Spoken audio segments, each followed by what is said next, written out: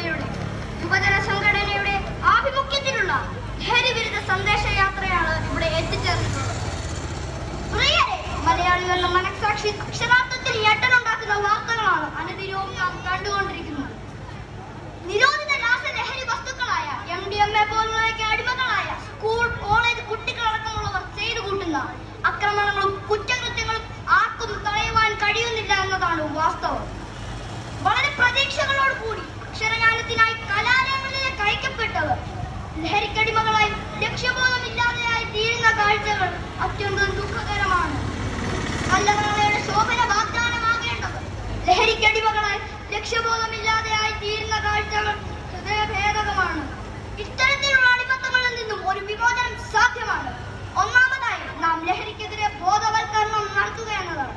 ലഹരി എന്ന മഹാവിപത്തെക്കുറിച്ച് വളർന്നുവരുന്ന യുവതലമുറയ്ക്ക് അവബോധം നൽകുക എന്നതാണ്.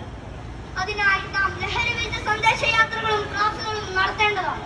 രണ്ടാമതായി ഇതിനെ കൈകാര്യം ചെയ്യാനുള്ള മികച്ച വഴി ദൈവിക അവബോധം നൽകുക എന്നതാണ്.